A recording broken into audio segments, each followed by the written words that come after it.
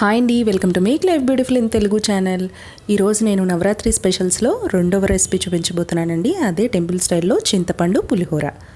ఇప్పుడు నేను చూపించే అలా ఈజీగా సింపుల్గా ఈ నైవేద్యం అనేది, ఈ పులిహోర అనేది టెంపుల్ స్టైల్లో చక్కగా చేసుకోవచ్చండి. ఇప్పుడు రెసిపీ చూద్దామండి. అందుకోసం 1 కప్ రైస్ తీసుకున్నాను. దాన్ని 3 times వాష్ చేసేసుకొని శుభ్రంగా అందులో వాష్ చేసేసుకున్న తర్వాత ఏ గ్లాస్తో అయితే తీసుకున్నామో దాంతో 1.5 గ్లాస్ వాటర్ తీసుకోవాలండి. ఎందుకంటే అన్నం పొడి పొడిలాడుతూ వస్తుంది. ఈ గ్లాస్తోనే రైస్ తీసుకున్నాను కదా, 1.5 గ్లాస్తో వాటర్ తీసుకుని కొంచెం ఆయిల్ వేసుకున్నాను, పొడి పొడిలాడుతూ వస్తుంది అనేసి. వేసేసి కుక్కర్ పెట్టేసి మీడియం ఫ్లేమ్లో 3 విజిల్స్ వచ్చే వరకు కూడా ఉంచుకోవాలండి. ఇప్పుడు చింతపండు నానబెట్టుకుంటున్నాను. అందుకోసం ఆ క్వాంటిటీకి వాష్ చేసేసి నానబెట్టుకున్నాను. అలాగే ఇప్పుడు రైస్ అయిపోయింది. చూడండి, చక్కగా పొడి పొడిలాడుతూ వచ్చేసింది. మన పులిహోరకి రైస్ రెడీ అయిపోయిందండి. పక్కన పెట్టేసుకుందాం.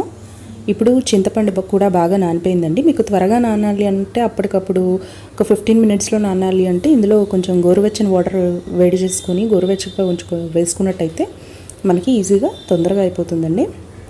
ఇప్పుడు దీని నుంచి చింతపండు గుజ్జు కొంచెం చిక్కగా తీసుకుంటున్నాను. ఇంకా కొంచెం చిక్కగా తీసుకుంటే మనకి చిక్కగా తీసుకోవడం వల్ల తొందరగా అయిపోతుందండి, తొందరగా కుక్ అయిపోతుంది. ఇప్పుడు ఈ చింతపండు గుజ్జు అంతా తీసేసుకున్న తర్వాత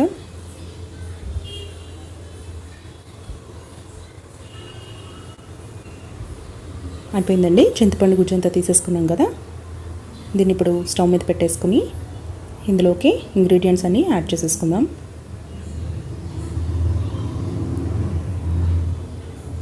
కొంచెం పసుపు తీసుకున్నానండి, అలాగే సాల్ట్ కూడా తీసుకున్నాను అందులోకి సరిపడా. అలాగే 5 నుంచి 6 వరకు పచ్చిమిరపకాయలు, కొంచెం కరివేపాకు, కొంచెం బెల్లం, అలాగే అల్లం ముక్క కూడా తీసుకున్నాను. కొంచెం ఆయిల్ కూడా యాడ్ చేశాను.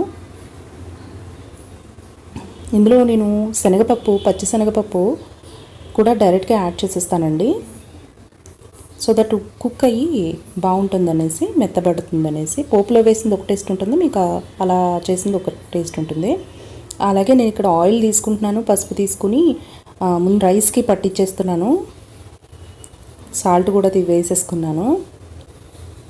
కొంచెం గోరువెచ్చగా ఉన్నప్పుడే రైస్ మీద పసుపు, ఆయిల్, సాల్ట్ వేసేసి ఈ 3 కలిపి పట్టించేస్తున్నానండి.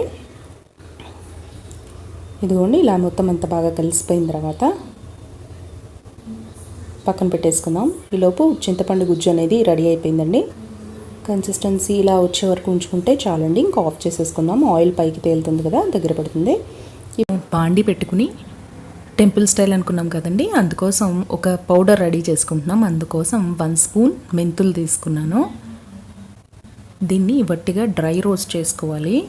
బండిలో వేసుకొని కొంచెం చిట్టుపట అన్నాక అప్పుడు మనం ఆవాలు కూడా యాడ్ చేసుకుంటున్నాం. అది మనం ఆవ పెడతామంటాం కదండి, అది. కాకపోతే కొంచెం మెంతులు కూడా వేస్తున్నాను. అలాగే 1/2 స్పూన్ వరకు మిరియాలు, కొంచెం నువ్వులు, అలాగే నేను ధనియాలు యాడ్ చేసుకుంటున్నానండి.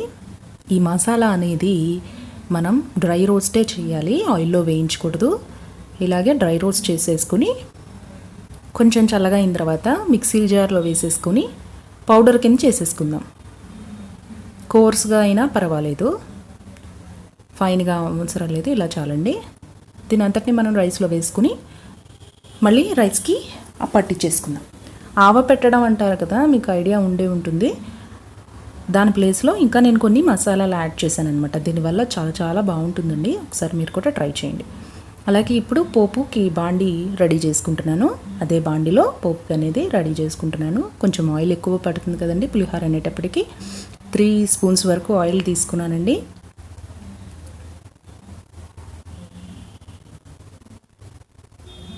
ఆయిల్ బాగా హీట్ అయిన తర్వాత 1 కప్ పల్లీలు తీసుకున్నాను. మనం తీసుకునే రైస్ క్వాంటిటీ బట్టి ఈ పోపు క్వాంటిటీ అనేది పెంచుకోవడం తగ్గించుకోవడం చూసుకోవాలండి. అలాగే పచ్చిశనగపప్పు కూడా వేసుకున్నాను. అందులో 1 స్పూన్ పచ్చిశనగపప్పు,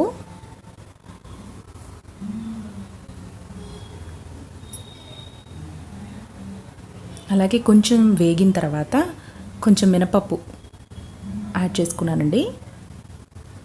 అది కూడా కొంచెం సేపు వేగిన తర్వాత 1 by 1 ఇవన్నీ స్టెప్ బై స్టెప్ చేసుకుంటూ రావాలండి. ఇవి కూడా మళ్ళీ పల్లీలు కొంచెం చిట్పట్ అంటున్నాయి కదా, ఈ టైంలో మనం పచ్చిమిరపకాయలు ఒక 4 నుంచి 5 వరకు ఘాట్లు పెట్టుకుని వేసుకున్నాను. అలాగే కొంచెం జీడిపప్పు కూడా యాడ్ చేసేసుకున్నాను. అలాగే ఒక 3 ఎండుమిరపకాయలండి, ఎండుమిరపకాయలు కూడా వేసుకున్నాను.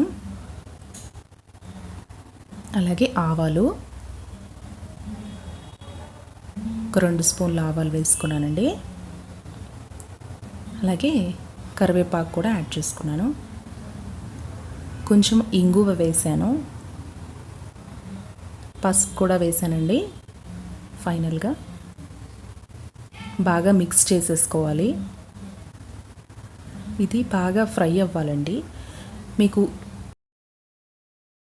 అలాగే నేను ముందుగా ప్రిపేర్ చేసుకున్న చింతపండు రైస్లో కలపకుండా ఇలా పోపులో వేసేస్తాను అనమాట.